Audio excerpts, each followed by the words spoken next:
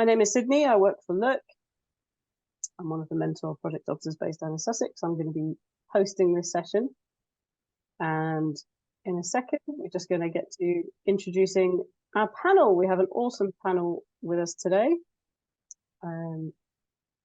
Mostly Look mentors and VIPs who have real lived experience of moving out and living independently, which is what we're here to talk about. So we don't seem to have people coming in. So should we start with the introductions? So I'm going to go to the first on my list, which is Matt. Can you just give us a quick introduction of yourself? Absolutely. Evening all. My name's Matt. I have been living independently for about 10 years now, and I work as a lawyer in the Midlands. Thank you very much, Matt. Bethan, can we come to you? Yeah, evening everyone. I've been living independently for about 10 years. I live in North Wales and I'm an accessibility screen reader tester consultant. Cool, thank you, Bethan. And we have Ellie. Hello, I'm Ellie. I have been living independently for about 5 years now. I live in Hove and I'm an actor. Thank you so much. Welcome to people who are just joining. We're just going around introducing ourselves. I didn't even say much about myself, but I'm Sydney and I work for Look. I have also been living independently for 13 years now. Long time. So between us, we all have different experiences that we can hopefully share with you today. Now, we've got one more person to introduce, and that is Dominic, and he's coming to us as our benefits expert. Dominic, would you like to introduce yourself? Yes, thanks. Good evening, everybody. My name's Dominic Milne. I work for RNIB, have done for 5 years. Before that, I worked for many, many years doing the same kind of job. It's basically income maximizing for people, looking at what benefits people can get. And yeah, I mean, I did that previously. I was in a mental health sort of role.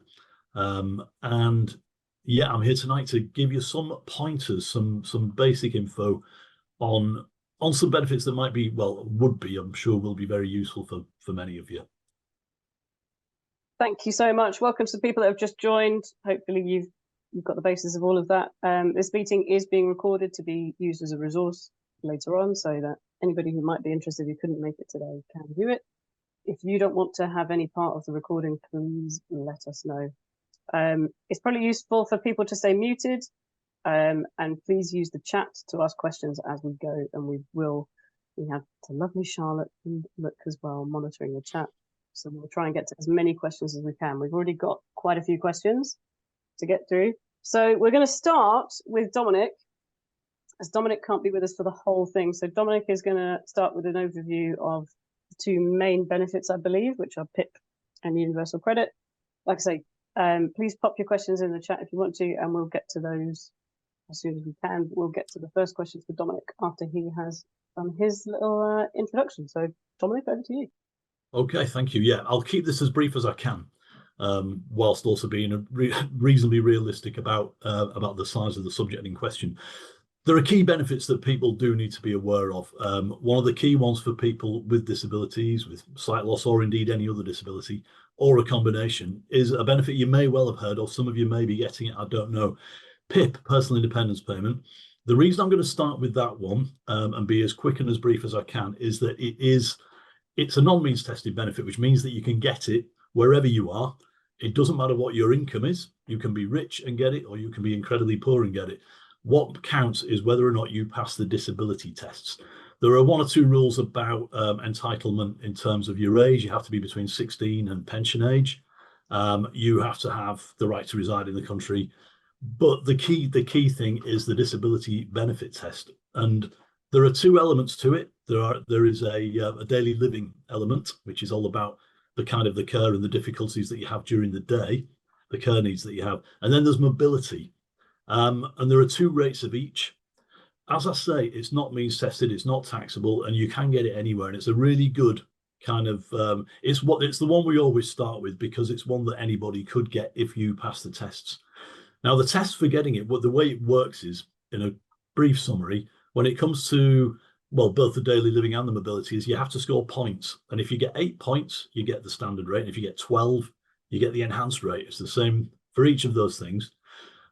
You get points by, and this is one of the things where I've got to discuss it a little bit carefully. You get points by having difficulties doing things. And if you have difficulties preparing food, taking nutrition, washing and bathing, dressing and undressing, reading, which is key, engaging socially, managing your money, all those things will add, and managing medication, dealing with medication, all those things will give you points. Now, there are many people, and this is a really key point, loads of people get PIP and they live on their own. They don't get any help doing stuff because they live on their own, and that's fine. But they still get the benefit, and they still tick the criteria for needing the help on the basis that there are 4 elements that you have to look at. It's not about whether you can do those things I've just mentioned. It's about whether you can do them safely, within a reasonable time limit, to an acceptable standard, and with some degree of repetition. Now, that sounds a little bit broad, but the reasonable time limit one is a really key one, I think. They're all key, but that one is really key, because if something takes you, for example, getting dressed or washing or bathing, if it takes twice as long as it would if you didn't have that disability, then you can tick the box to get 2 points for it. And then once you've done that 4 or 5 times, you've got yourself over the 8 points. Now, many people don't realize that, and they simply answer a question on the form if they get a PIP form, and they think, well, yeah, I can do this. I do it. I'll tick the box. No, I can do it. When in fact, what you need to do is explore your difficulties doing it. Now, what I would recommend to anybody here, there may be, as I say, there may be some of you are already very familiar with this, and you might already be getting the benefit. If you do need, or if you want to make a claim, or you want to explore the option of making that claim, contact RNIB, do contact our helpline number. Somebody can talk you through it. They can give you a fact sheet. They can give you a toolkit, as we call it, which is kind of an extended fact sheet that gives you all kinds of different tips on the kinds of things you should be asking yourself when you look at each different task during the day. Really important. The other thing that's really key, before I wrap up initially on PIP, is that they quite often, the DWP, make bad decisions. In fact, they do it a lot. They make decisions that are wrong, and all the time, people challenge those decisions, and the people who do, at least 62% then get it turned around and awarded.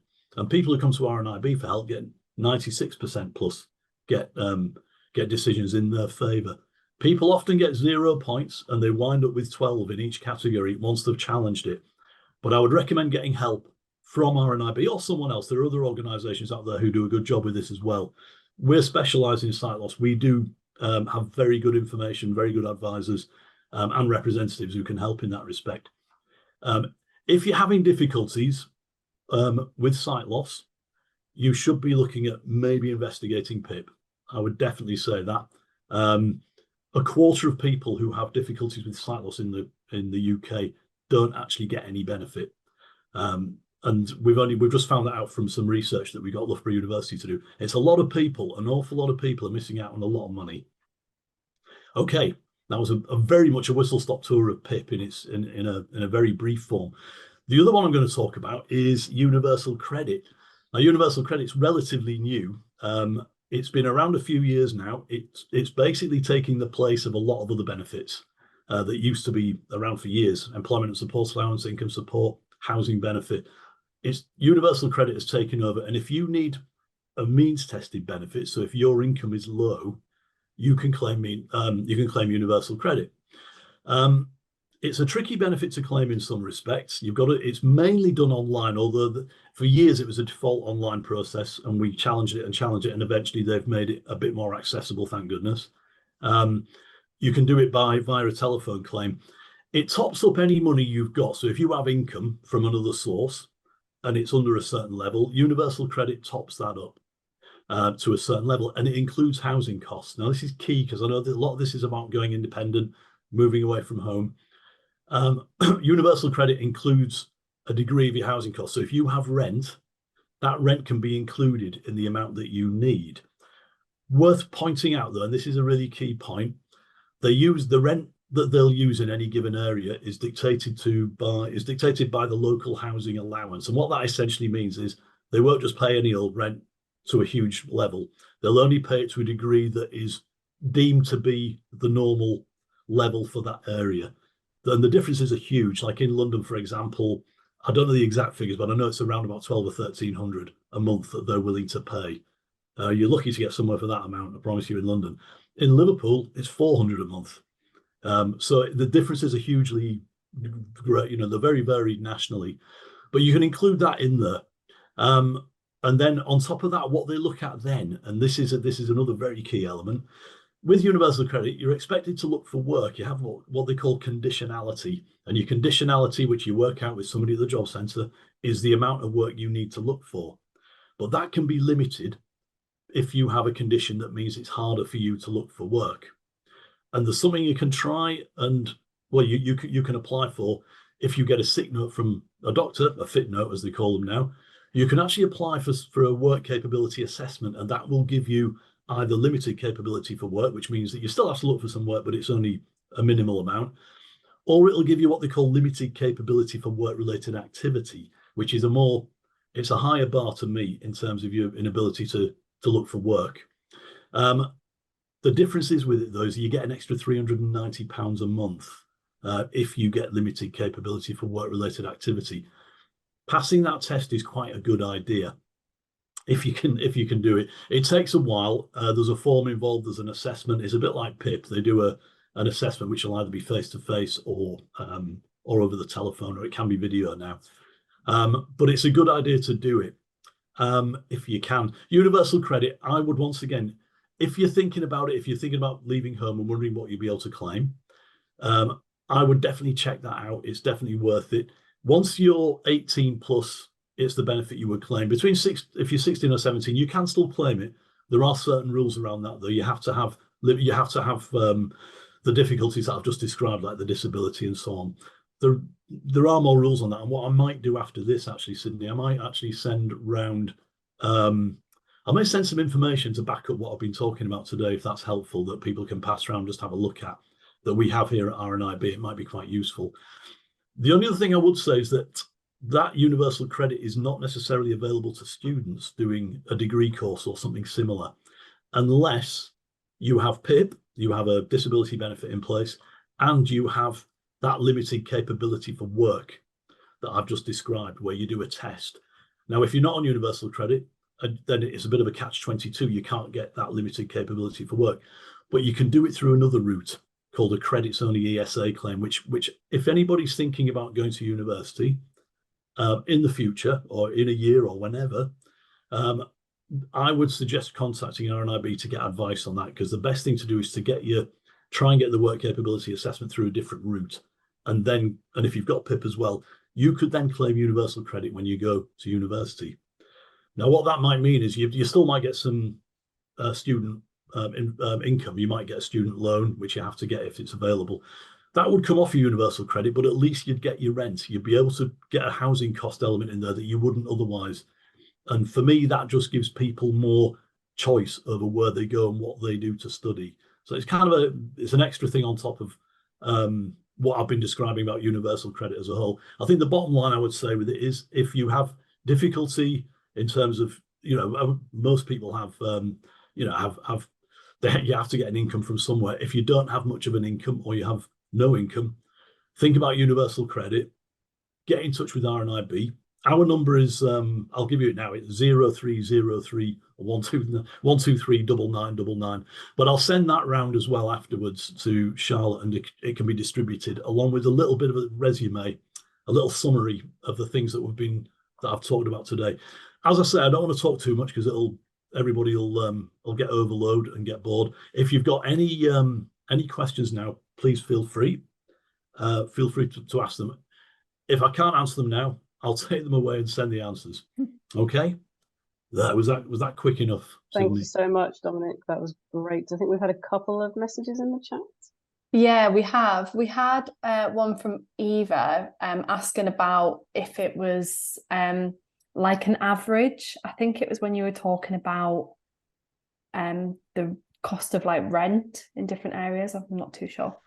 I don't know if they use an average. I mean, you will get some areas, you get some places where you get ludicrously high rents, and ludicrously low rents. It's an amount that, to be honest, I think is a little bit arbitrary, and it hasn't really changed or been renewed or looked at properly for a long time. I suppose I don't think they use an average. I think they use what they consider to be a reasonable rent given the national prices at the moment, or given the regional prices at that time. There could be some degree of averaging that they use. It can be a real problem. I know in Wales, for example, there was some work done earlier in the year, and they found that there was something like only 2 properties in the whole of Wales or something were under the local housing allowance.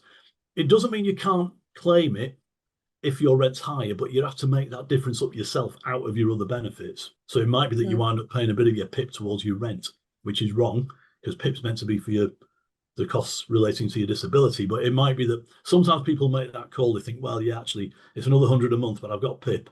I'll top that up myself. I've been in Brighton a long time, and the periods that I've been unemployed, I can say when it was housing benefit and when it was universal credit, it never covered my entire rent. Never does it? Very rarely. If you're in social housing, if you're lucky enough to get house by the council, then you'll be all right. It's invariably covered completely then. But private landlords, no, it definitely doesn't match up these days. But like you say, it's different. Brighton's a very high rent area. I'd say it's not much different. Sure, from London, it is. So. Any other questions?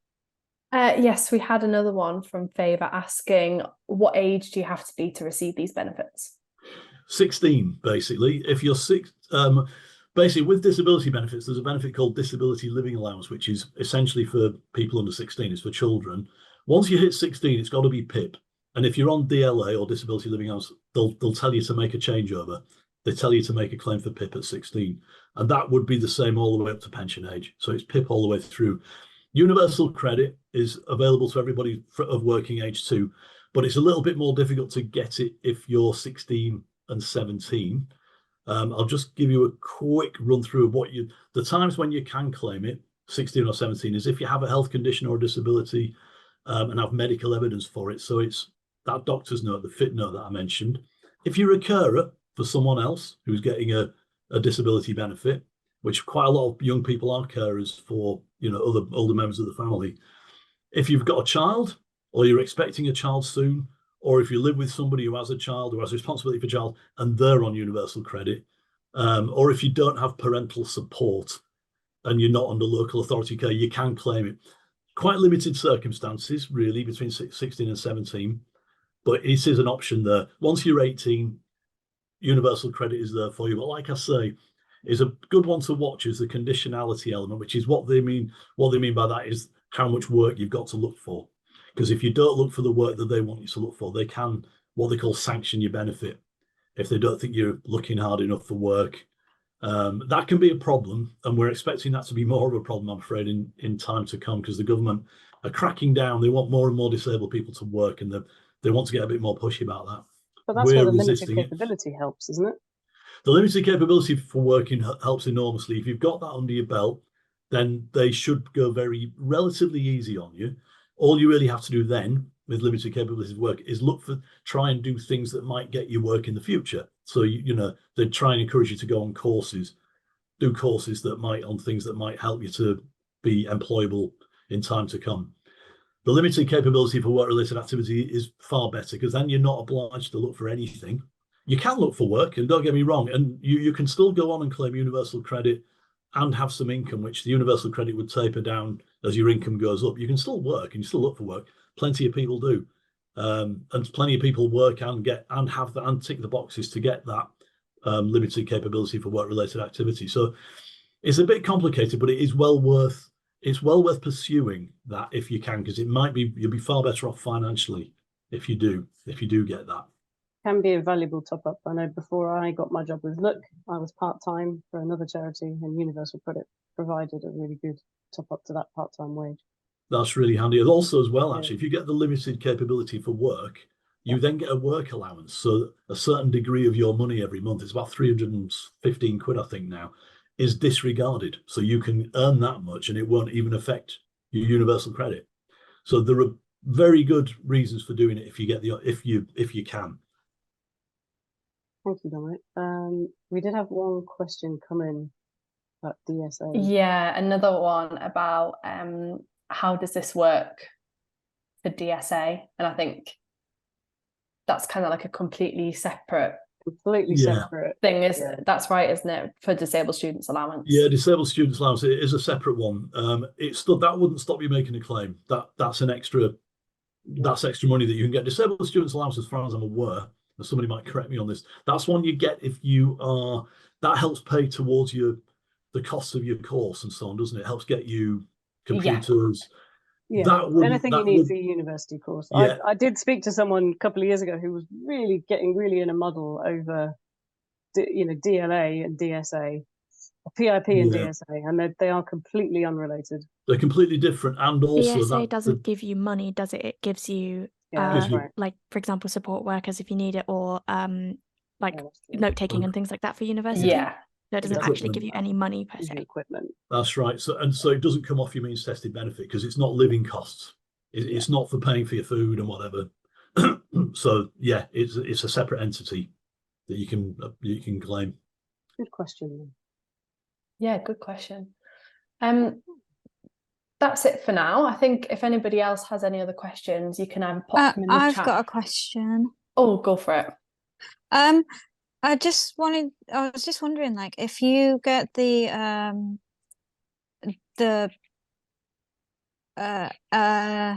limited capability for work and work-related activity, and then you look for a job and you manage to get some work, does that mean I would lose that, or like would it go down? Like, I don't know. I'm trying to. Will it change the fact that I've got the work-related element? Is what I'm trying to get at. That's a good question. Not necessarily. It's a funny one, this, because technically what they can do is they could think, oh, they'll know that you've got a job because your universal credit will be taking that into account, and they might think, oh right, okay, this person we should maybe look at them again. Maybe they've got better, or maybe they've improved a lot to the degree where you may no longer actually tick the boxes for the limited capability for work-related activity. However, if, for example, and this is a good way of describing this, the way they've set up the work capability assessment is it's in such a way as if you tick certain boxes, you get it. And if you cannot read a sign, if you're a non-braille reader and you can't recognize a sign or read a sign which is above 6, which is, basically, if you need print to be over 16 plus, and if you can't read braille, and even using a magnifier wouldn't really help you most of the time, you can still pass that test.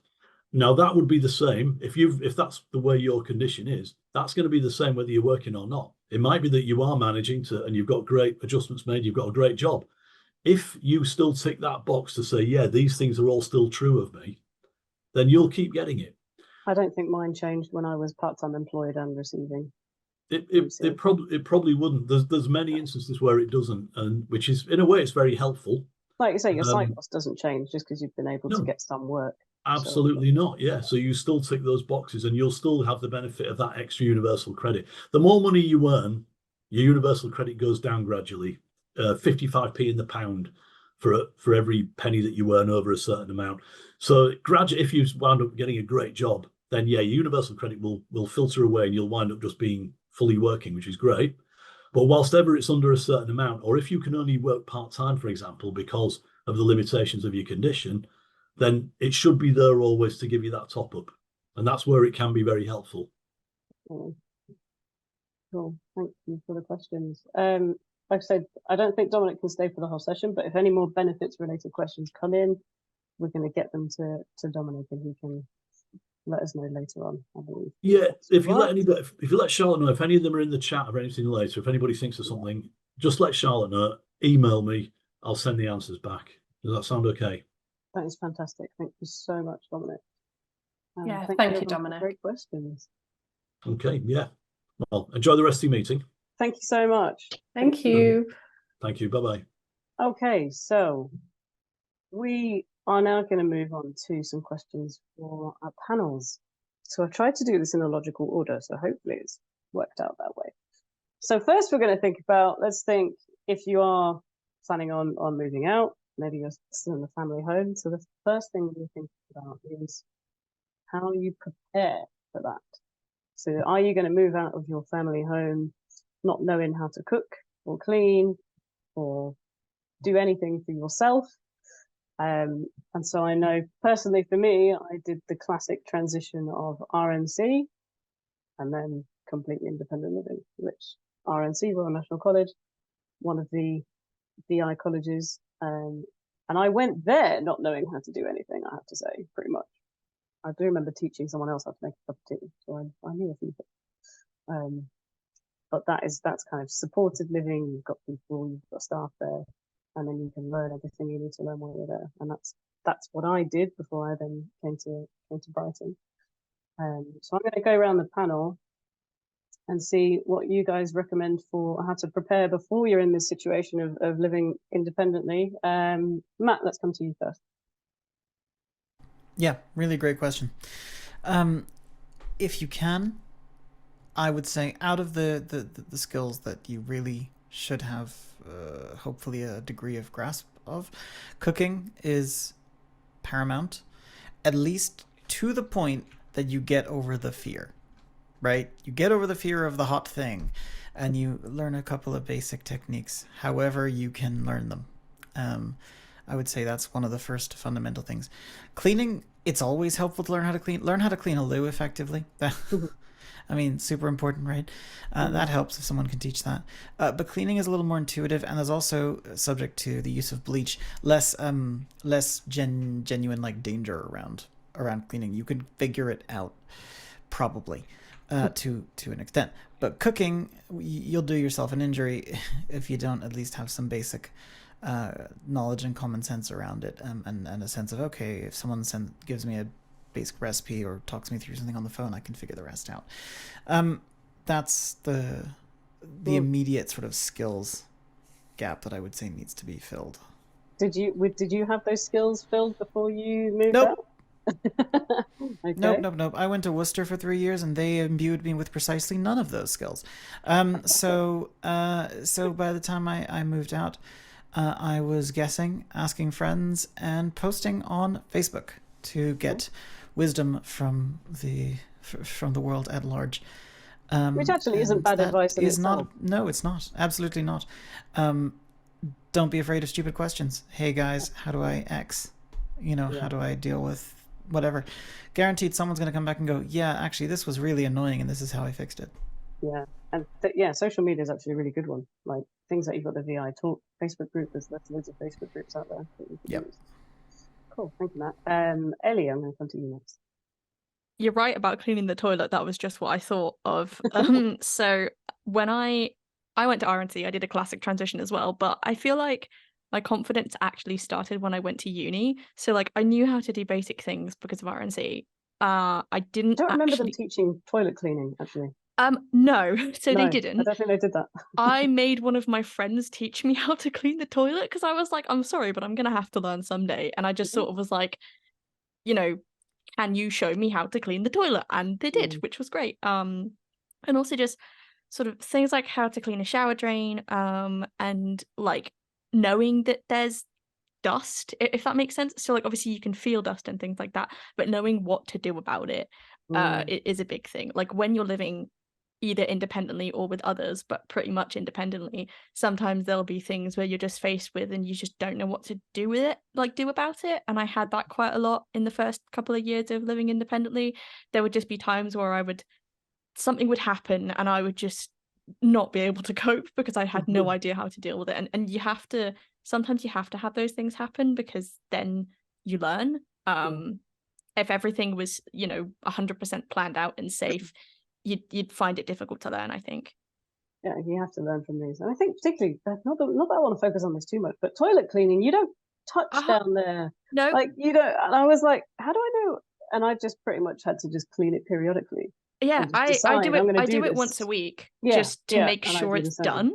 And like, I don't want people coming into my house and be like, your toilet's disgusting, because that's really embarrassing. Because it's not, you wouldn't necessarily smell it even if it looks dirty. And I have to say that is something I have failed at occasionally over the years. Yeah, no, I'm the same.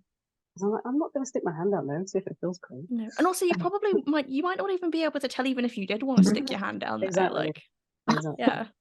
Bethan, let's come to you. Well, I do stick my hand down there. I wear Ooh. gloves. I have specific gloves that live in a Okay. sealed box on my bathroom windowsill. That's Okay. really sensible, though. I feel like Yeah. using gloves is a good idea, just in Yeah. general. And I use disposable sponges, which Yes. the eco side of me really hates. But actually, I found that I feel like I can clean a loo better than waving around a toilet brush aimlessly, hoping for the You actually best. feel what you're doing. Yeah. So that's Now you're my making me tip feel about the bad. toilet. No, Um, I think that's great. I think my biggest thing is trust what you're feeling. If you can feel something on a surface, it's probably dirt, and you can probably do something about it. You know, and your sense of smell, it can tell you a lot of things. You know, damp in your bathroom. If something's on fire. Yeah. I was thinking of cooking, you know, something's burning. Yeah, absolutely. And I think the other big thing for me is knowing that you will do things differently to sighted people and being okay with that, or trying to learn to be okay with that, because we can't clean, cook in the same way. And so sort of finding the way that you're comfortable moving a pan around a hob. My mum still shouts when I put my fingers in my frying pan, which I don't advise, but it works for me. Sometimes you just got to do it. Like, that's just, yeah. Just Well, the another way thing. I tell if things are cooked quite a lot is by sticking my finger in the middle and seeing. Absolutely. Exactly. Yeah. I'm not saying that's advice, people. No. Another quick safe. thing to add to this, potentially, and then you know, but if you are moving out in a situation where you are moving out and starting a job simultaneously, and you are gainfully employed, there genuinely is no shame in being like, you know what, I'm going to do the basic cleaning around the house, and I'm going to get a cleaner who every second or third week is going to come in and do the stuff that either I can't see to do, or that is going to take me, as the other panelist, I'm afraid I've forgotten his name, 10 minutes ago was saying, that takes too long. Yeah. Right? If it's going to take you double the time and you're out working all week, and on Saturday you just kind of go, you know what, actually there is a point at which my time is worth more, and that's a very individual judgment to make, but there's no shame in just being like, you know what, actually I'm going to own this, and that's what I'm working for. That's what PIP is for. The shame is and take it back. something- It's yeah, big. I didn't do it for years thing for that is- same reason. Is that, like, you don't need to be ashamed of anything. Like, I used to have a lot of shame surrounding the way I did things, and the fact that someone would come into my house and see me doing something and perhaps make a comment about, oh, why are you doing it that way? That's weird. Like, oh, this is taking ages. Let me do it for you. And it's like, well, no, this please is my way. don't. Yeah, exactly. But it's really I have a interesting. cleaner. I've got a cleaner, but a couple of my sighted friends have actually got a cleaner since we've had a cleaner, because there you go. So there's absolutely, if you can afford it and it's helpful. I know, I will fully admit, I do like to be clean. I'm not a dirty person, but there's stuff I'm going to miss, and that's a thing. That's fine. And that, I think if you can afford it, if you can afford the help. Also, you know, if you can afford it, if you don't want to learn how to cook a gourmet meal, cook the basics, learn the basics, and get Deliveroo.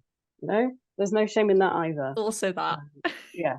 Well, particularly where Ellie and I lived, and oh my god, there's about 500 restaurants. It's terrifying. I there get isn't option everywhere. paralysis. There's generally a takeaway option where in most places, and you know, that's an option as well. Learn to, you know, there's lots of things that I can cook. I'm a simple cook. I'm not a gourmet cook, and if I fancy something a bit more complex that I haven't bothered to learn how to cook, Deliveroo it. Also, slow cookers are incredible and I love them. And I think they've saved me a lot of time and a lot of stress. So yeah, I love a good slow cooker. We're going to get onto appliances. Oh, slow cookers. Oh my god, I want slow cooker recipes. Yes. Ellie, I'm going to message you just for your slow cooker recipe. Also, if you have an air fryer, it's also really good. I'm an advocate of the air fryer and the George Foreman. I love my god, the George Foreman. Oh. Love that thing. Yeah. Love my girl. Right, we are going to get onto, well, actually, our next question does include appliances. But we're going to look at what key things? So I think this is really important. If you haven't started looking at places to live yet, this is a really important question. So what key things do you look for when viewing a potential home? So what if you're looking around a flat or a house, what's going to be a yes and what's going to be an absolute deal breaker? And I'll give some examples of this, the things that I've seen. I'm a bit of a nomad. I've lived in like 13 different places in 13 years or something, maybe even more. So I've seen a lot of different flats and I've seen a lot of things. So things that I think about as potential deal breakers are things like the completely flat touch controlled halogen hob. So that's definitely one. There might be things that are inaccessible in terms of if you've got a posh. No, that's sorry? me. So where is she? Someone's on mute. Someone's not muted. I've also seen like central heating systems where it's controlled for the building. So I've got the Hive heating system, which you control via an app, which is brilliant. Again, it's not made for people that can't see, but it's intrinsically accessible because you control your boiler with an app and you don't have to be able to see the boiler control. But there are certain systems where you might look at a flat that doesn't have the boiler. It has a different system where you can't install something like Hive. So yeah, certain deal breakers. Yeah, for me, the flat hob is one of them. I'm going to come around the panel and see. And there's also things like location. So I'm not going to view a flat or a house that's miles away from the nearest public transport, for example. I'm very lucky where I am. I'm around the corner from a train station and bus stops. And that to me is something really important. I would never move into somewhere that was really remote. So yeah, those are mine. I'm going to go around the panel. Let's mix up the order. Let's have Bethan first. I think that's mainly my thing. My thermostat, we've adapted it. We've had to put a bump on it where sort of 18 degrees is, but it is a dial. So transport is a massive plus. I think the garden maybe, and like waste collection, how all that works. Our last garden was pretty precarious, and I think I'd look at that in more detail next time. So yeah. And waste collection is another one I've scuppered myself where I am in my nearest. So we don't have wheelie bins here. We don't have driveways. We have communal street bins, and my nearest ones were not miles away, but like round the corner and across the road. And it's not easy to walk around the corner and across the road with a bin bag and a cane. So yeah, that can be a relevant one. Thank you, Beth and Ellie. Oh, you've covered so much. That's all right. So a huge thing for me is, so our thermostat is a nightmare. Like, it's completely impossible to use even for a sighted person. So you just have to press buttons and hope things work, and they might not. It depends. And also in our garden, we have like a 2-foot drop at one point, like a massive step. So, but I think a lot of the time, places I look at, I want to feel happy living there. And this place, like, there are problems with it, but it's nice to live in. The place that I'm in the process of buying at the moment is absolutely lovely, and it ticks all of the boxes that I wanted. Like, for example, an accessible heating system, well, accessible-ish, and a good garden, and it's really close to a train station. So I feel like with every place that I live in, I sort of learn more and more about what I like and what I want. So, if you rent a property first time, or you look at a uni house and you're like, I'm not sure about this, like, don't discount things, and also remember that you will learn as time goes on. You will learn like what you like and don't like. You might not it is get about right weighing things up, isn't it? Because exactly. nowhere's going to be absolutely perfect. There might be certain things which you do have to weigh those things up, don't you? But yeah, train station and transport is a huge one for me, because also just from a practical point of view, the first route I'm going to learn is to the train station for mobility, which is what we'll get onto later. But I don't want to have to be walking like 40 minutes on my first ever route that I learn, because that's just a lot. No. Yeah, definitely. Okay, thank you, Matt. Yeah, two things. And I'm also, by the way, agreeing with all of this stuff that you guys were saying. Like these are all things to factor. But two more that I would add to this burgeoning list.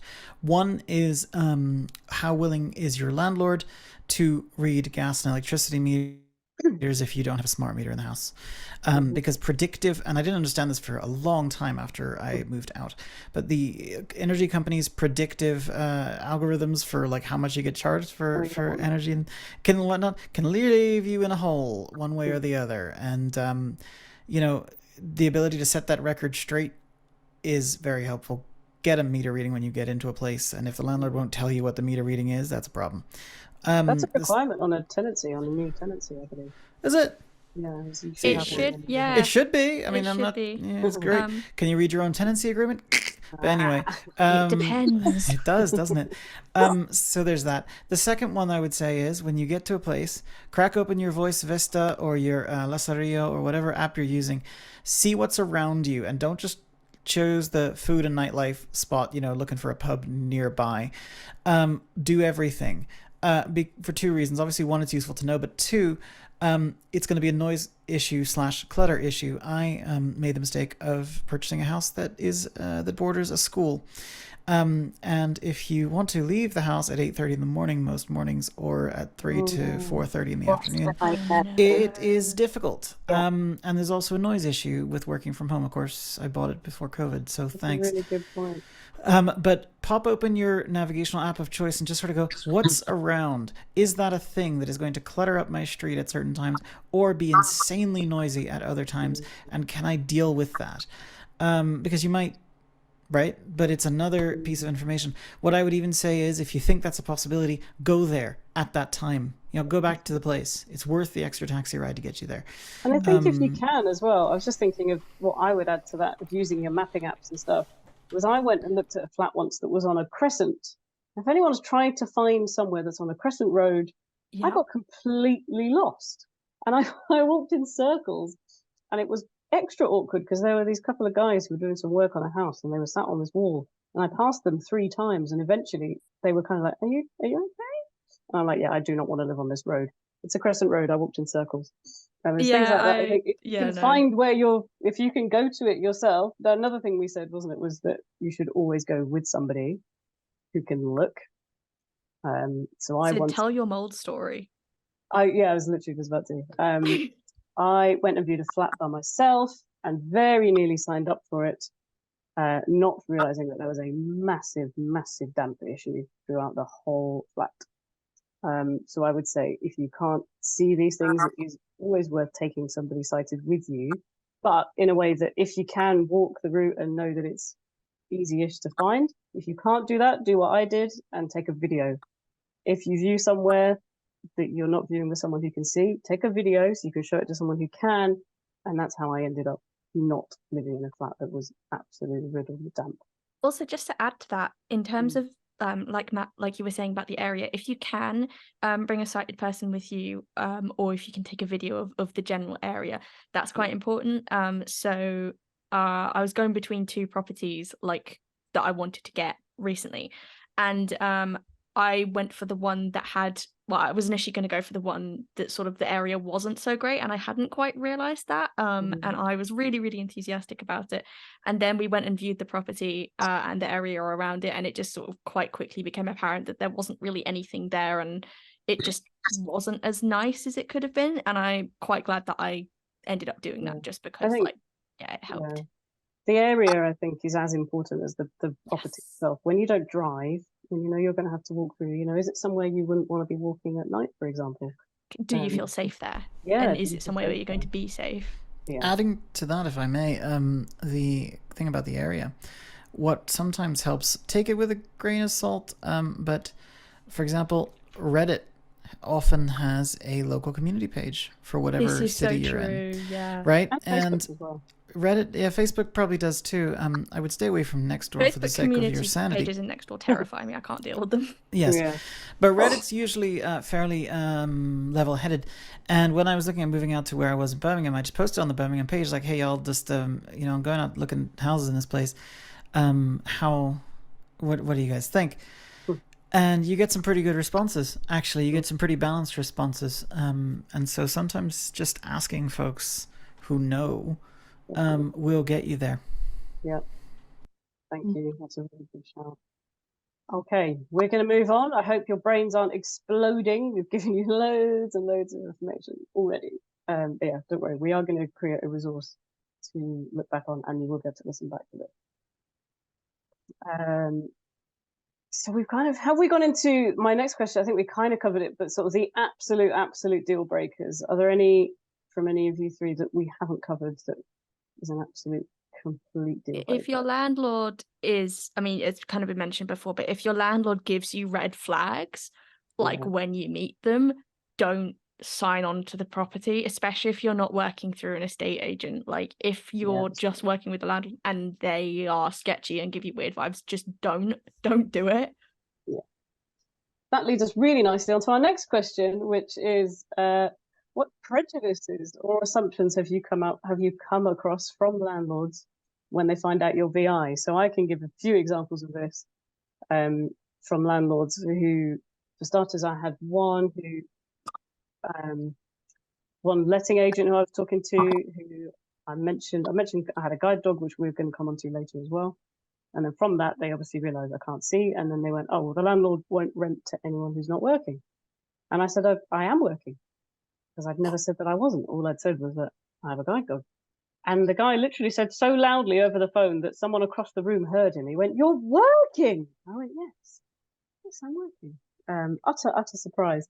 I also, the flat I lived in before the one I'm in now had some really nasty, those kind of open tread wooden steps down to the garden.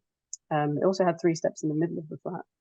And the landlord added an addendum and made me sign that I wouldn't hold him responsible if I were to trip or fall on the steps. So there's a few prejudices. I had a landlord ask if his insurance would be more if he had a blind person living in his flat. Yeah, I've come across a few. Matt? That's the one I had. I was told, no, we don't rent to disabled people. Our premiums go up. That's what I was told. Isn't that like illegal? That is absolutely illegal. Can confirm, but nevertheless.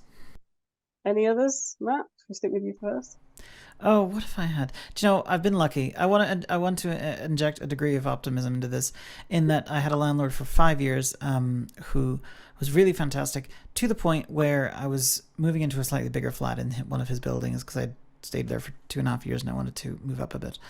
And I was moving into a bigger flat, and I walked the flat with the landlord, and he noticed that it was one of those stovetop, solid touchscreen style stovetops, and he was just like, "Oh yeah, we'll swap that out. It's fine." Wow. That's cool. So I was incredibly lucky with that, but I do want to point out that sometimes they exist. Yes. I've been really lucky as well, actually. Amazing. Like, I've not really, I mean, I've met some strange landlords, but I never ended up signing up with them for obvious reasons. But I've been very lucky with the landlords that I've had as well. This is good. We need some positivity. This isn't all doom and gloom. Bethan? Yeah, it's not all doom and gloom. I'd say to stand up for yourself, though. So because I've also been lucky, but we had a leak in our kitchen ceiling on a Saturday evening, and found out that there was absolutely no emergency way to get in touch with the agents. So that there was a phone number, but it didn't work. And at that point got told on Monday that it was sort of our problem because we should have seen it coming. Wow. And I'd had sighted people round, so they were basically saying that we should have rang on Friday because we could have seen that happening. So I think just things like that, where people, I think agents and possibly landlords sometimes want to put the blame at your door where they can. And I think sometimes they think that the sight loss is an opportunity to do that, whether it's right or wrong. So I think just I don't know your facts, I suppose, about the situation. But no, I've been really lucky. Like, I've heard of people who have trouble with the guide dogs, and my landlord's dog runs with my guide dog, so yeah, I've had it pretty sweet as well. Yeah, I had my questions in a different order, but I'm going to put the guide dog one next because that makes far more Could sense. I add something in just before we move Yeah. on? So if you can, okay, so this is a bit of a thorny one, but if you can, read your tenancy agreement and read your insurance, like read all of the paperwork that you possibly can. And if you can't, get someone else to do it, because like it's so important. I got into a situation where I didn't realize that something wasn't covered by my insurance, so signed up to it when I should have signed up to another insurance company. And it was a whole mess. And I had read all of my paperwork like I should have done, I wouldn't have had that issue. So yeah, if you can read it, and if you can't, just get someone to do it for you if you can, because like you don't want to lose out on money or get really stuck with something. These days you should be able to get everything electronically. In theory, it depends on the PDFs. Yeah, I've had accessible tenancy agreements in more recent years. If you sign up for insurance, you can do it online, so you can get everything electronically. And yeah, make sure that you are reading everything. It's a really good point, and to make sure. And to be honest, if you're trying to sign up with a letting agent who won't give you an accessible electronic tenancy agreement, then maybe you don't want to sign up with that letting agent. Yep. You know, I think that could be a red flag, couldn't it, if they're refusing. But also, you know, there's technology, there's apps on your phone that you can take photos of the pages and read them if they do insist on giving you paperwork. I think technology is a massive one that's really important for living independently, is use the technology. But maybe we can talk about that a little bit more in a little bit. But sticking with kind of prejudices and things, we're going to move on to guide dogs. So I know, Bethan, sounds like you've had really good experiences of renting with a guide dog. I have. I've only had him for 2 years, and I only got him a month before we moved into this cottage. So, but I am lucky. But I think, Matt, did you say don't disclose it until you absolutely have to? And I think I'd agree with that. That's right. Do not disclose, right? Yeah. Because they know they can't refuse you. They know they can't refuse you legally, but they will find some other pretext, right? Whereas once you've signed on the dotted line and they say, well, you've got to leave, they have a lot harder time proving it, and your position is much, much stronger. So I would even take the cane when you go to see a place, leave the dog at home. You know, and if they say you have a guide dog, say no. What are they going to do? Say no. I have to say, I had a guide dog for a long time, and I moved several times with him, poor boy. And I did have very mixed experiences. I had one landlord and landlady couple, and she was terrified of dogs. And they initially said no dogs, and then they asked to meet us. And so I went and had a coffee with them, and then they agreed that she could see that he was a lovely, very chilled out dog, and they agreed, having met us. I think sometimes disclosing it can be okay, but as Matt says, you are giving them the opportunity. And I've had people just blatantly saying no because of the dog and not even trying to put on a pretext. And I've said to them, you're breaking the law. And it's usually the letting agent that says, there's nothing I can do, the landlord won't back down. And even though I've told them they're breaking the law. Now, what can you do about that? You can offer to take them to court. In the end, my view to that is always just, if they don't want me, they don't get me. You don't want to force your way into somewhere where the landlord doesn't want you, because they will find a way. I've been hit before. I got hit once by an addendum on the end of a tenancy agreement, which, again, like Ellie said, somehow I missed. I don't think I'd read that tenancy agreement myself, and I had to pay for a full deflea treatment fumigation of the flat. It was about £180 out of my deposit, and it was in the tenancy agreement, and I'd agreed to it, and it was completely unnecessary. I said, you know, guide dogs provide flea treatments. There's not a flea, and actually, I think there were fleas when I moved in, because there had been a cat when I was bitten to shreds in the first couple of weeks that I lived there. That's awful. Yeah, I know. Oh, because no. a lot of landlords will accept cats and not dogs, and it drives me mad, because I've seen how cats can scratch the walls. Cats can do far more damage than a dog. But yeah, anyway. So yeah, I have had blatant refusals where they've actually said it's because of the guide dog, but I've also had a lot of good experiences. I've had it where they've tried to charge more rent because of it. Again, this is illegal. If you choose to go with a cane and you don't disclose it, I think that's up to you. but there's good and bad experiences. It's really important to know that if they refuse you because of the guide dog, they are breaking the law, and you can tell them that. But again, like I say, I don't personally like to force myself into somewhere where they're not going to want me, and they'll make me pay for that in some way. Well, it's and always just nice. to add to that a little bit, sometimes by the time you've fought them on it, there's someone else in the house already. Like these Right. things move so quickly. Or you can find somewhere better. Yeah. There will always be somewhere else. You know, when I looked around the flat I'm in now, there was a little dog that lived there already, so that wasn't an issue. But looking at just kind of thinking about what we were saying about our deal breakers, the last flat I lived in had those horrible stairs down to the garden, and I realized within a couple of years my dog was older, and I was getting really worried about him being able to cope with those stairs. So plan for the future, because I don't think I thought far enough ahead when I moved into that flat.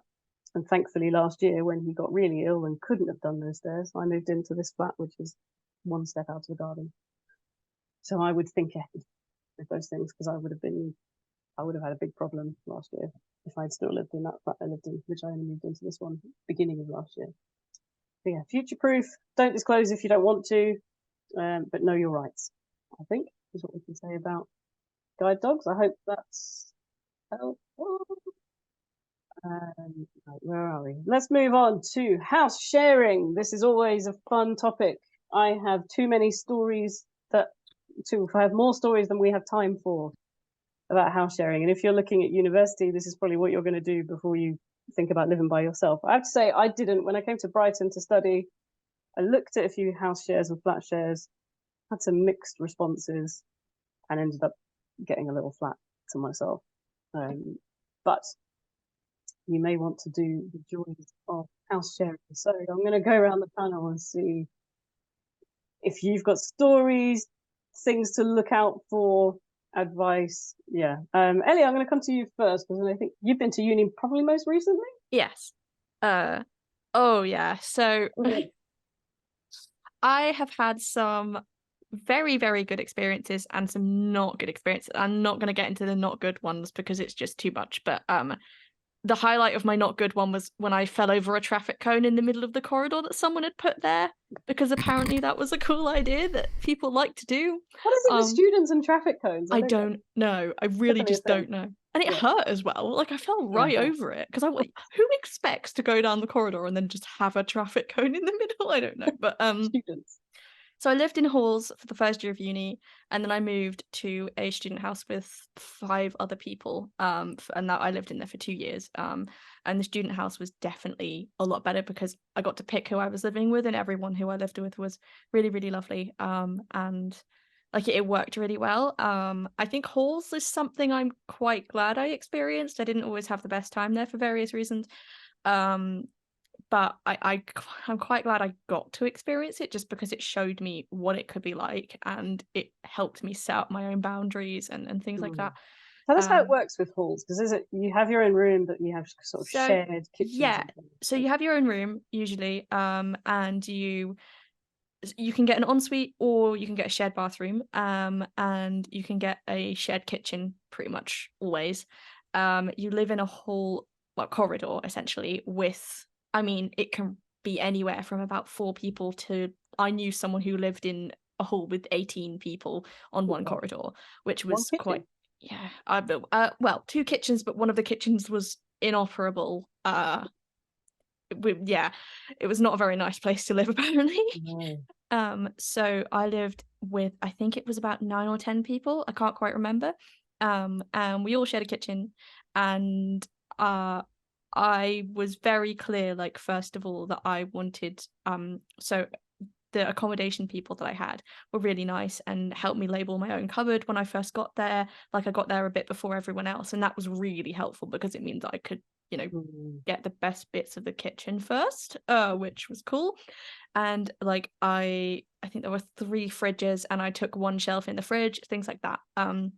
You have to communicate with people you live with in halls, even if it's just don't touch my stuff. If you've got a really bad experience, then but it does mean, I mean, if you, for example, get really lucky and have great people who you live in halls with, then that's really good, and I'm really glad for you. But if you don't, it can be quite difficult then to actually feel confident. But my biggest piece of advice is to get to know your hallmates, get to know people you're living with, and if things start to go wrong, make the peace. And if things are going so horribly wrong that you can't live there anymore, just move out. There's nothing wrong with saying that you can't do it anymore if it's really bad. But most people I know have had pretty good experiences. I think that tip to if you can get in before everybody else does is a really good one. Oh, it really helps me. It actually helped me feel more comfortable living there. And people who I lived with in halls were mostly fine. There were obviously some issues, but most of them were very respectful. Cool. Thank you, Matt. Yep, there we are. It's been a while since I did it. What I would say is, if you're struggling but you have to be there, consider the wisdom of the mini fridge. Yes. Consider the wisdom of the mini fridge. I do it anyway, but especially if you're struggling. If they tell you can't have a kettle in your room, they'll never find out. It's fine. Just do what you have to do, right? If you've got to keep the pots and pans in your room under your drawer because you found them a few too many times in the sink with substances in them that they definitely shouldn't have had in them, then do that. You know what I mean? Like, there are practicalities. There are ways of doing it, because I've lived, my final year I lived in halls with people, none of whom spoke very good English, believe it or not. Yeah, I was in a thing with 8 people and they were Chinese. And was it in an international student hall or? Yeah, and there was much less English than you would have thought for people coming over to do a master's in something. Wow. But these kind of things were a real problem, and so there are ways to get through it. Also, one thing we haven't talked about was laundry in halls. Laundry in halls nowadays can be very, very difficult, from what I understand, to the point where, if you're accepted onto a university course, bring this up with your disability person at the disability center, because I've heard of several people who would never have thought, oh, I can't do my own laundry because surely a washing machine is a washing machine. It's not. Not these days. Everything's app controlled, or there's a payment system. They're all touch screens. I've known people who have legitimately changed halls because certain halls had accessible washing machines and dryers and certain halls didn't. So don't get caught out by that. It's actually a much bigger problem than you might think.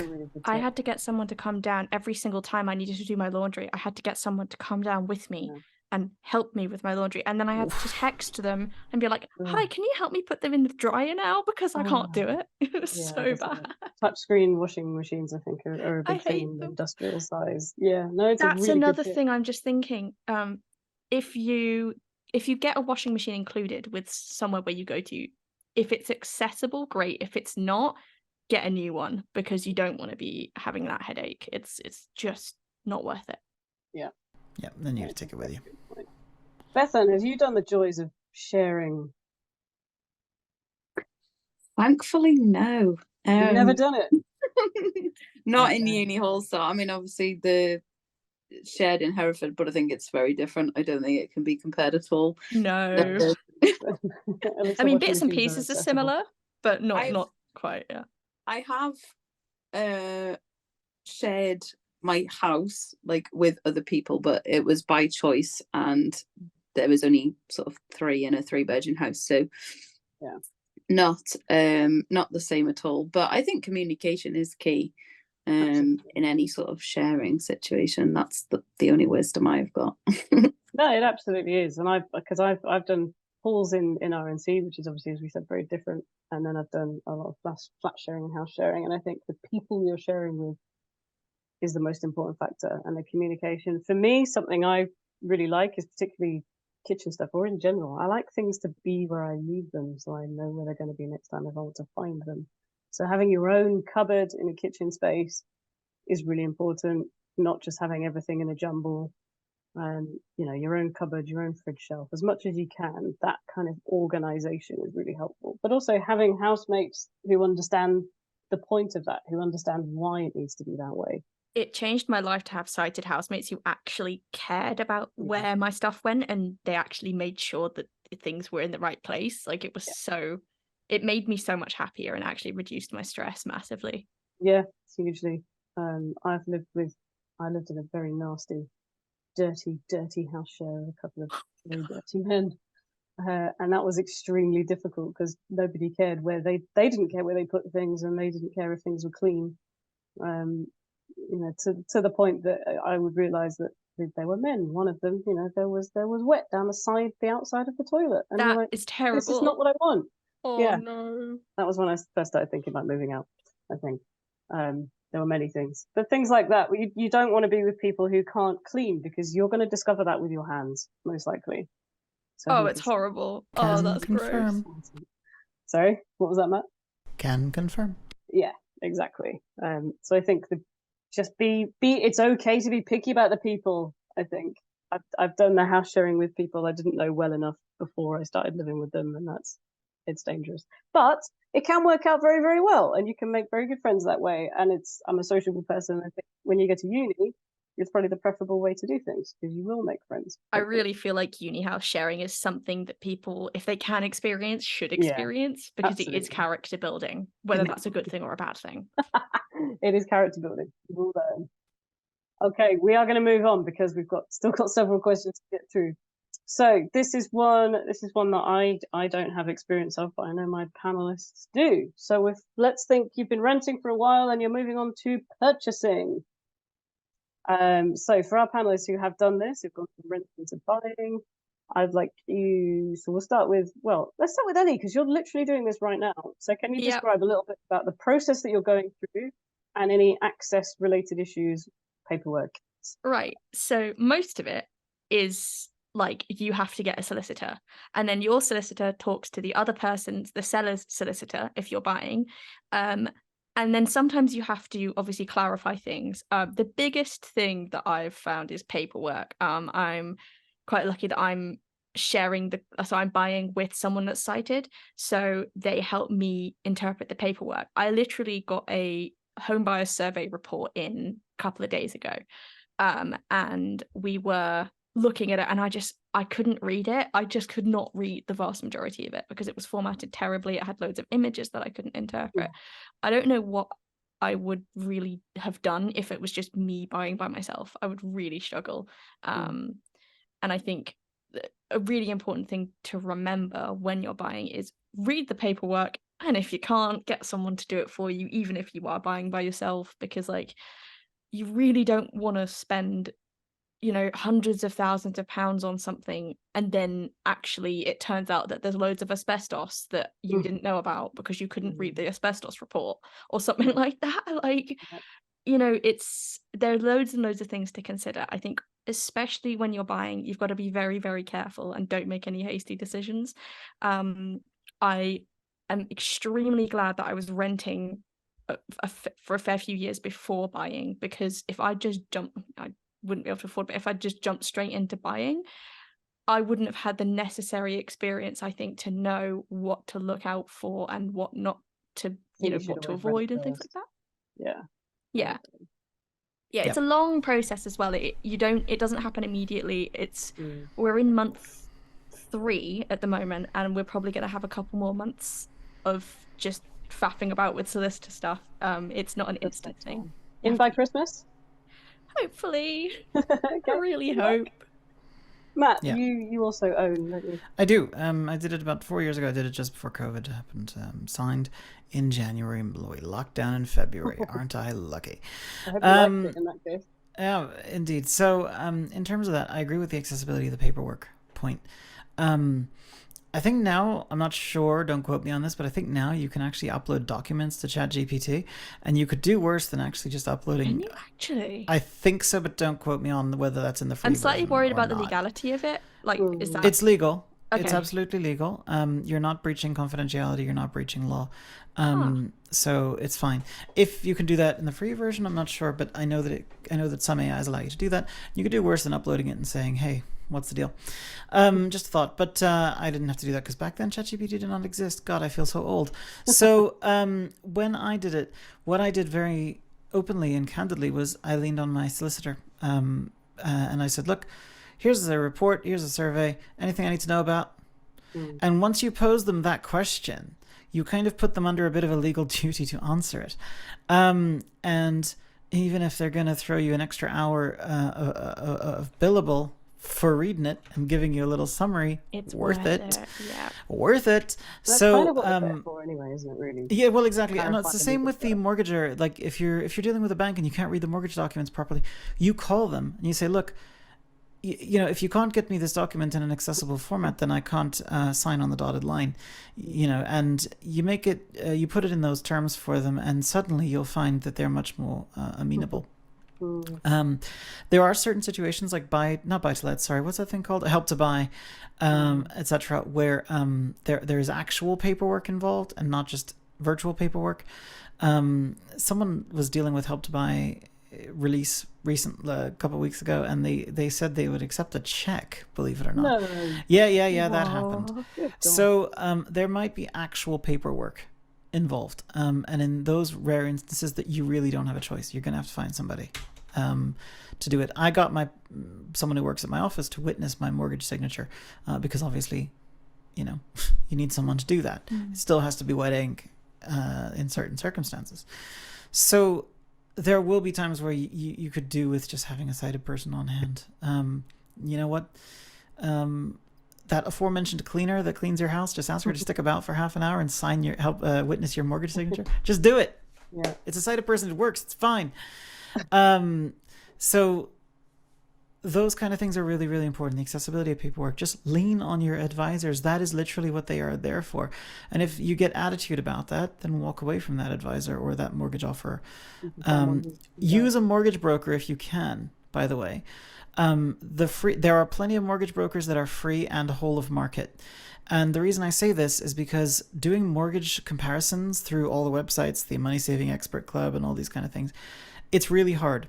It's accessible-ish, but it's really difficult. It's just headache-inducing. It is headache-inducing. If you don't have a head for the numbers and you don't understand all of the ins and outs of how interest rates work and et cetera, and you don't want to go deep on that stuff, get a mortgage broker. And there are loads of them that are, like I said, free and whole of market, because the actual mortgager pays them. You know, the mortgage provider pays them. I'm just also thinking, I don't know if you own the freehold. I do. Yes. Well, I say I'm going to eventually. But you have to think about quite a lot of things when you do, and especially when you're buying. There's loads of different forms that you have to look at and loads of different things. So like keep all of that in mind. I've started writing lists about everything that I need to remember. Just because it's like we are going to live on a sort of conservation, so I have to get planning permission from the council. And I mean, it's fine because the council that I'm going to apparently is quite fast at actually doing things and saying yes to things. I know. You're living on the moon. I say fast, relatively fast. But again, like sometimes even when you're renting, stuff like thinking about what you need to change when you do changing of addresses. In fact, you need to change your bank. We'll get onto bills later, but changing all your bills, all of that kind of stuff, especially when you're buying, thinking about homeowners insurance and everything like that. Like, just keep all of that in your head and write it down so that you have a record. That's a really good. Yeah. Also, really silly one, but this will catch you out and you will suffer for it. If someone comes and installs your internet, get them to read the Wi-Fi code off the back. Yes. Because once they leave, you will not be able to ring anybody to ask them to do it because you won't have the internet yet, and you won't be able to do it. And it's a whole thing, and it's the stupidest problem to have. Just get them to read it when they're installing My partner luckily it's real. My partner luckily got them to read the Wi-Fi. If I was there, I would have forgotten 100%. Yep, it's a really dumb problem to have. One of the morals that I'm really taking from this whole thing is, yes, we're talking about living independently, but also it's okay to ask for help. Oh God, There yes. will be, you can't even say there might be, there will be situations where you need a pair of eyes, and that is fine. Like, you know, it's great. We can live independently. I live by myself, but I like that you've got to have people around. You've got to have people you can call, because you will need them. And I think that's okay. It's okay to say that. It's okay to accept that.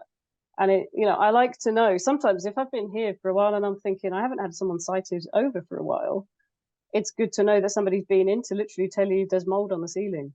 or something like that that you're not aware of. Yep.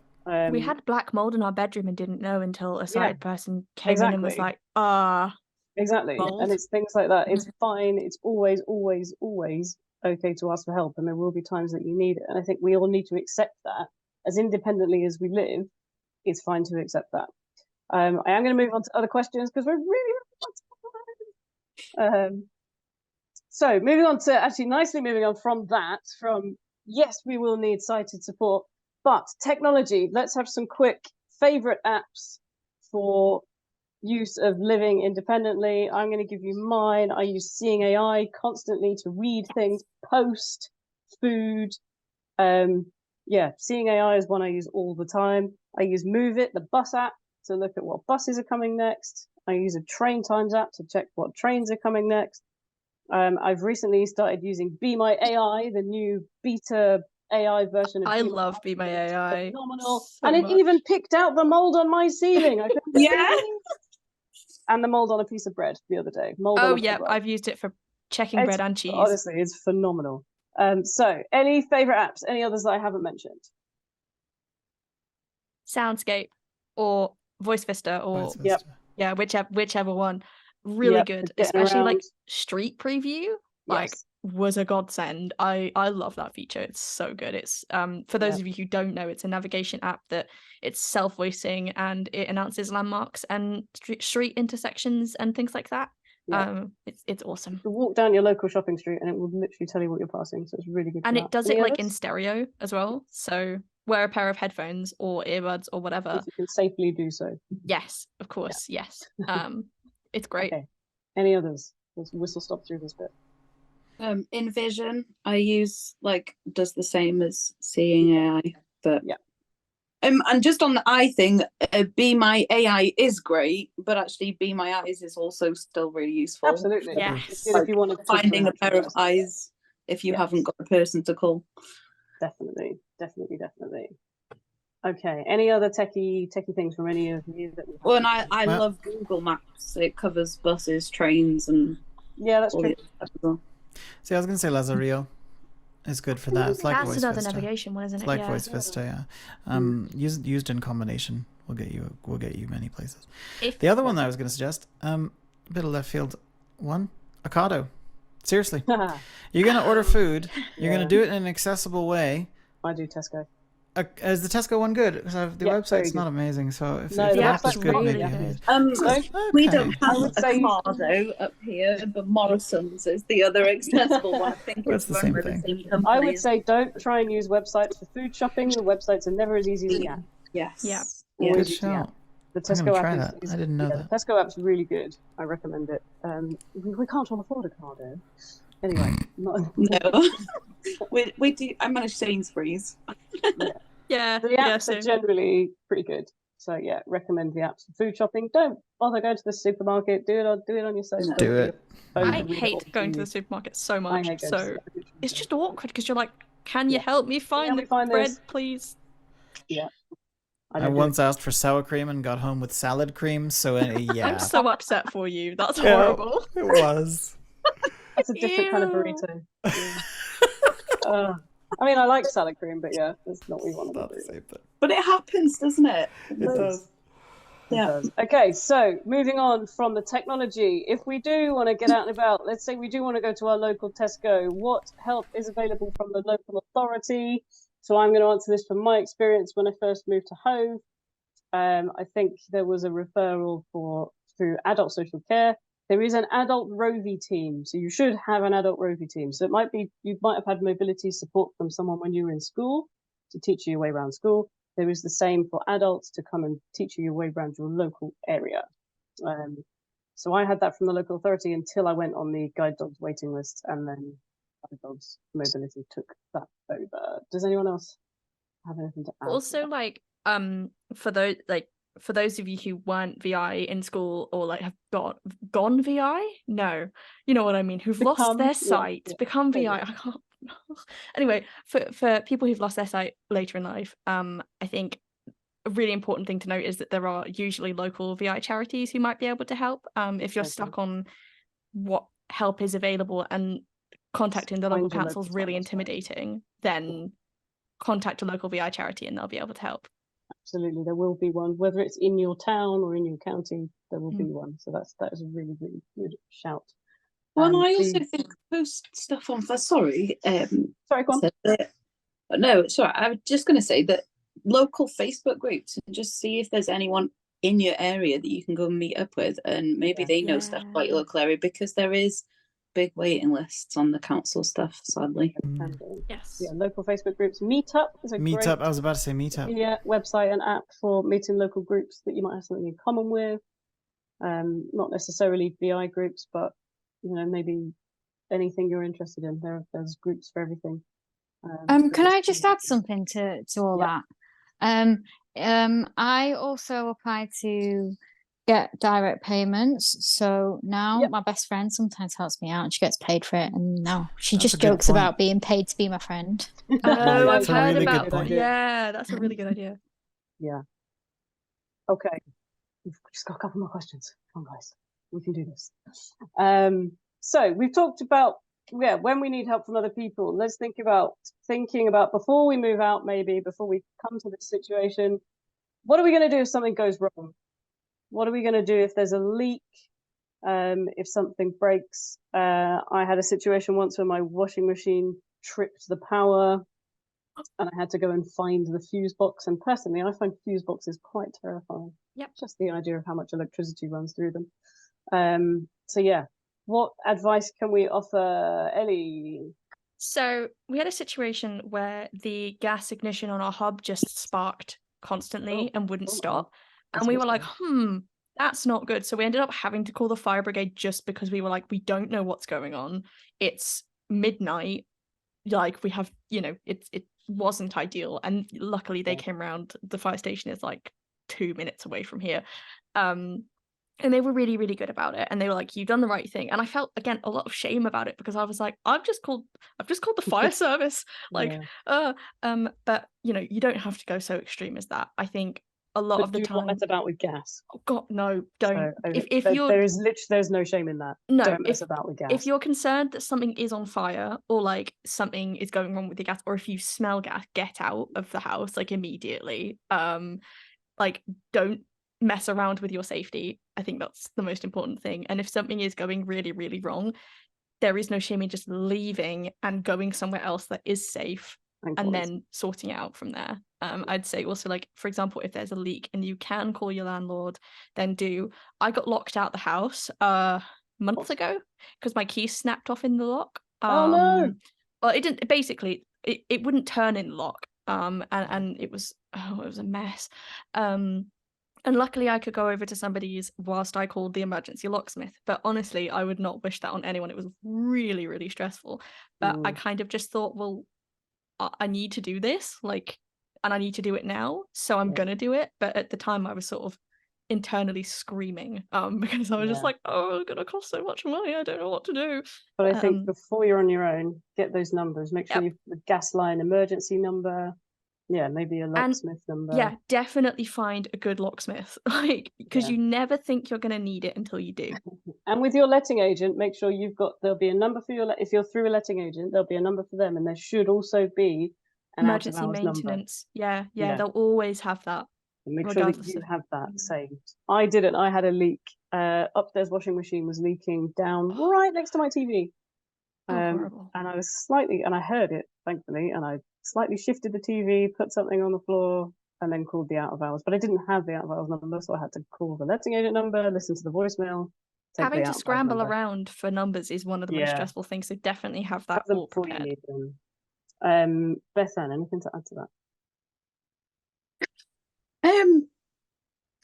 No, not really. I think my thing is get to know your house really well. Like crawl around before you start putting furniture in. Like know where all your plugs are, and just because then you know. And I don't know. Once a month, I tend to check in all the places that I don't usually go, the corners that you chuck stuff in, and sort of. I don't know, I pull it all out, I don't usually. I'll just go and bury underneath it. But knowing where to switch your power off, where to switch your water off. Yeah. Get to know those things. and just know how your cooker works, because also my oven takes quite a while to catch. It's a gas oven, and I don't wish that on anyone either. But that will actually smell of gas, so you just open a window. But it's like, I don't know, it's knowing those nuances, isn't it, I suppose? Knowing when it smells normal and when it's not. Yes. Yeah, for sure. And no, you know, if there's sometimes you might have a weird, I suppose. Yeah, because it is about getting to know your house. Because I remember moving into a flat and it sounded like the pipe was leaking, and it wasn't. It just always made that noise. So it's just when the upstairs sometimes has like a shower or like, I don't know, runs loads of water, you can hear it running down. And I was convinced the first time it happened that like we had a big flood or a massive leak, and it scared me so much. But then I realized what was going on. So yeah, I'd agree with that. Yeah, get to know the noises. Yeah. The nuances and the smells, definitely. Matt, anything to add to that? Yeah, two things. Know how to bleed a boiler and know how to bleed a radiator. Because they are things you can do completely independently. And it's a really little small thing, and it's annoying if you have to call someone to do it because you're running the shower and it's freezing and you can't make it warm. Ask me how I know. And like, how do you check your boiler pressure, or don't you? You don't. You just wait till it fails on you, and then you assume that the pressure is the problem. That's what I've done anyway. There's probably a better way. Turn the tap until you think it's okay. Exactly, and then just wait 2 minutes and it's still cold. So learn how to bleed a boiler and learn how to bleed the radiators. There's a little kit that you can order. They're like £5 on Amazon. They're worth having. I literally don't know how to do that, so I'm going to have to research this. They're genuinely really helpful, but it's one of those things that if you have to call someone in to do, it's annoying because it costs, and also like it is actually one of the few things where you can go, oh, I can handle this. But it's one of them you don't think to do. Indeed, that's why I added to this list, because you don't think about it until you need to know. Thank you, Matt. That's great. I've got a key, but not a kit. I've got a little key. It would scare me using it, I think. Yep. Okay, one more question. We've talked a little bit about meter readings.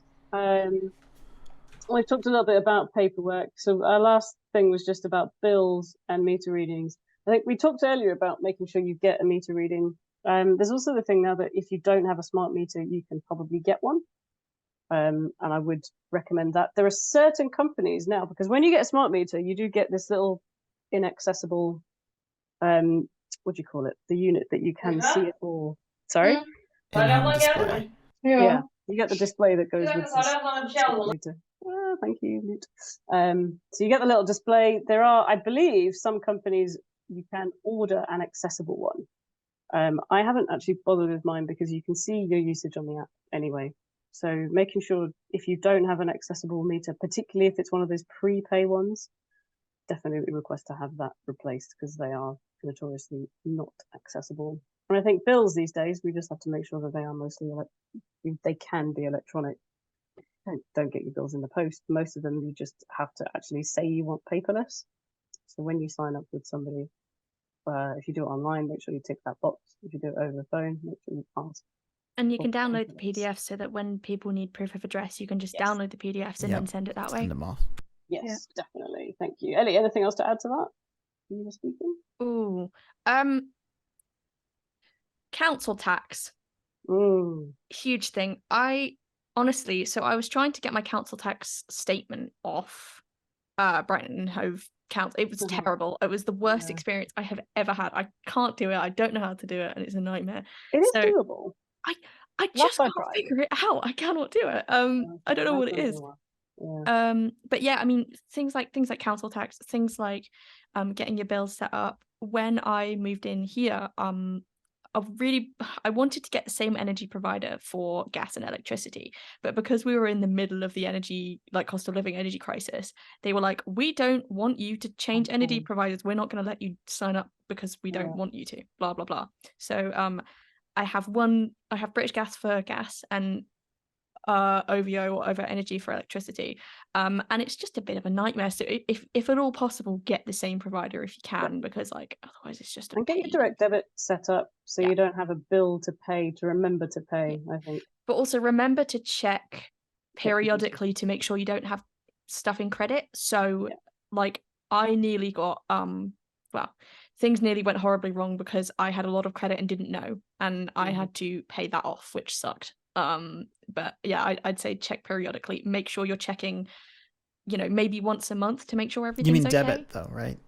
Yeah, If you're in sorry. credit, that's a good thing. That's a good Yeah, thing. no, sorry, my brain broke for a second. Yeah, I did mean debit. Yeah, if you're in debit, it means you owe them. If you're in credit, It means you they. paid too Yes. much. Yeah, So and that that's has good to also know. happened to me. Yeah, I think I'm massively in credit at the moment. I think I need to. I got a bunch from when it was SSE. I got loads back, and now that's stopped happening. Check that you are paying the right. I had a really cool one where I was paying far too much for water for about 2 years because they had my 1-bedroom flat down as a 4-bedroom house. Oh, and then when I pointed it out, I got like £400 back. brilliant! So excellent. Either let it play out so you can get the rebate, or make sure you're paying the right amount. I do remember moving into that flat and thinking, God, this is more than I used to pay for water, and just thinking, well, it's probably gone up in price. Yeah, that's why you have to check just in case something is. Always check. If you don't think it's right, it might not be. Yeah, trust your gut as well. How are all of our brains, guys? We have got through all of our pre-prepared questions. I don't think there's been an awful lot in the chat. But now is your chance to ask any questions if you have them, if everyone is not completely utterly fried by this point. Charlotte, have we got anything in the chat that we haven't covered? I'm just having a look. Oh yes, we did have one, which says sometimes I clean the toilet and then somebody says it's still dirty. So how do you overcome that? Clean it for longer than you think you need to. Gloves. Yeah, but I'm gonna have to start doing what Bethan does. Yeah, or I don't know. I have a slight suspicion that some sighted people have extremely high standards. I don't know. I think everyone will have a different really standards. Interesting one. I've had one member of my family come in and say your kitchen's filthy, and another comes in literally an hour later and going, oh, it looks really tidy in here. So explain that. It's also really emotional for them. So it take a really picture of it when it feels like someone's criticizing you for something now that see you what didn't Be My know. AI says. That's what I was about to say. Yeah, take a picture of Be My AI and ask it to opine. I used it to judge my shower the other day. So yeah, it's honestly scarily good. Be My AI judge. Yes. Yeah, it's like, just Judge Me, the app.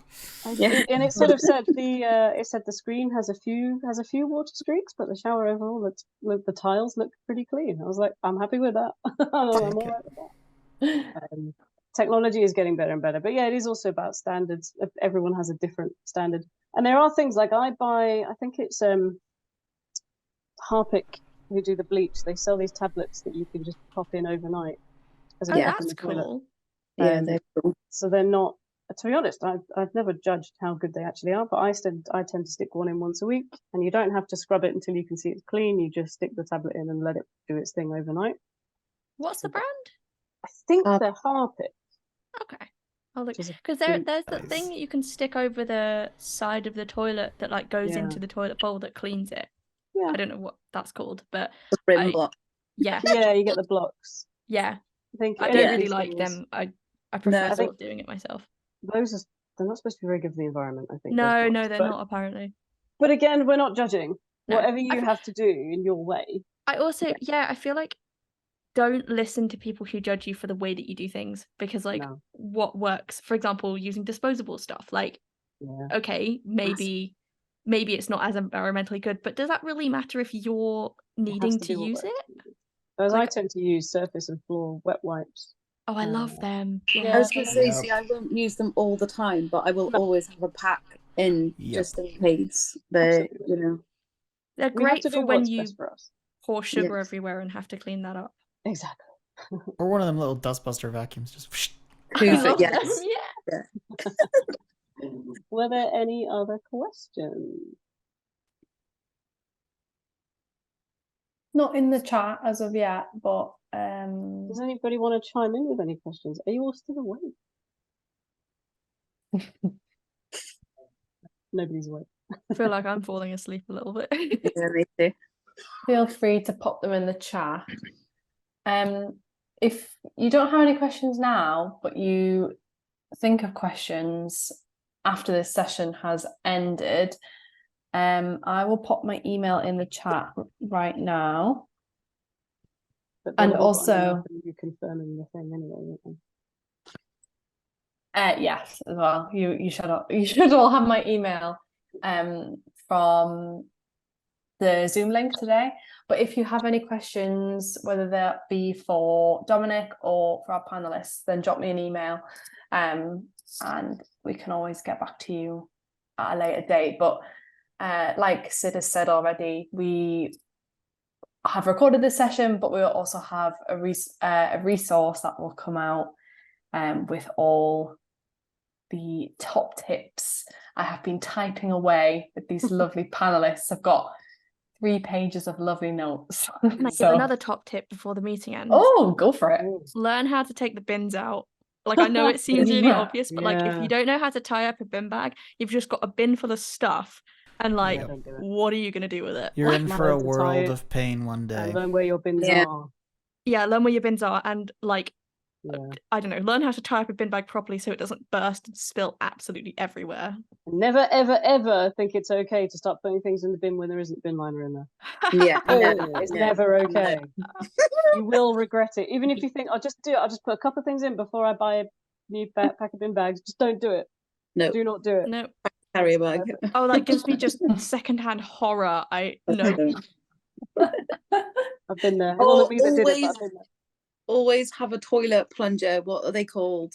Maybe that is what they're called. No, again, a block toilet is the most terrifying thing, and having your hands down there at 1 o'clock in the morning is not nice. No. I mean, at any time of day. Well, yeah. So after all this, I think half the audience are just thinking, you know what, I'm gonna stay home for a few extra years after. But you know what? I think moving out. I want to end this with a positive, and I think moving out of home, I'm going to sneeze. Is one of the most empowering. No, it won't come. It's one of the most empowering things. There we go. You know, I think it is worth doing. It might be scary, but then hopefully you'll feel great for having done it. There'll be obstacles to overcome, and when you do overcome them, you'll be really proud of yourself. And everything that goes wrong, everything that we've talked about, like I think Ellie said so rightly, is everything's a learning opportunity, and you will learn from everything. And if something goes wrong that you can think, well, I won't do that again, like when the first time you'd put something with a foil wrapping in the microwave, you'll know you won't do that again. Oi. I look back on most things I've done and laugh, because I'm just like, why did I do that? Like when we used to put the pizza boxes next to the gas hob, and eventually one of them caught fire. Oh no! Oh, I've done that. Oh, what? Yeah. You always learn. Yeah. But I think that's the joy of it, isn't it? That you're also doing, like, all your peers will be making the same mistakes. Yeah, like, excited or not. These aren't VI mistakes. They, No. Okay, well, I think we will wrap up. I haven't heard any more come into the chat. So thank you so much to our panelists for giving up your time. And thank you so much to everybody who's come and listened. I really, really hope that this has been useful. We were really excited about doing it. We were really excited and hopeful that it would be helpful. If you guys can provide any feedback, we'd really appreciate it. But yeah, we really hope either pop some feedback in the chat if you want to. Drop Charlotte an email afterwards if you want to, and say that was rubbish, you didn't answer any of my questions. Hopefully not. But yeah, really, really hope this has been useful. And if there's anyone that you're thinking missed it and could really do with it, remember it will be made available as a recording and as a written resource. Is it going on the YouTube, Sid? Is it going on the YouTube? I would have thought probably. Okay. Yeah. It'll be on the YouTube. I imagine it will be on the Look website. Keep an eye out. Probably we'll share it on social media when it's up there. But yeah, I think that's all I have to say. Just thank you so much to everyone who listened and everyone who took part. You may now go and enjoy the rest of your evenings. I've actually got a quick question, if that's okay. I only just thought of it now. Go on. It's about like home security and like the Ring doorbell app. Do you like people use that? And good question. I just Definitely think a good that, idea. yeah, I just think that's Definitely. quite an important one. Definitely. If I've you, just bought yeah. mine. I've Yeah. had a Ring doorbell for 3 weeks now, and I absolutely love it. Yeah, security is a really important thing if you don't know who you're opening the door to. I tend to put my chain across, so if the doorbell rings and I wasn't expecting it, open it with the chain across first and ask We who they don't are. have a chain. Neither do we. Wow. I know. We don't. But yeah, if you feel more comfortable with a Ring doorbell or just any kind of door phone that you can speak to the person before you open the door, great idea. Well, that's it. We got it because we also live on a school route, and the children have been playing Knock Knock Run twice a day for a yeah. year and a half. So, Brilliant. yeah. Well, I get a few nuisance things. Definitely do it. The app is not amazing, but it will work. It's functional. The other thing I would say is, if you have a driveway, dial the camera in. Get some sighted help to dial the camera in properly so that it's not picking up on random cats. Seriously, it's annoying. But once it is dialed in properly, it's incredibly useful to have around. Absolutely, do it. In terms of other home security things, by the way, I don't know if because some houses will come with the security systems and whatnot. Don't know to what extent they're accessible. Mine has a keypad, so it actually has buttons. I think because it was probably installed in about 2016, but I imagine that the new ones don't. So if home security in the sense of an alarm panel is something you want to look into, obviously do your due diligence on whether you can use the panel, because that would be ironic in a bad way. Cool. Thank you. Thank you. That was a great question. Thank you. You're welcome. Thank you. Thank you, everybody. I think you are still free to go. Thanks, Cheers. everyone. See y'all. Thank you, everybody. Thank you, everyone. Look. Supporting visually impaired young people to thrive. www.look-uk.org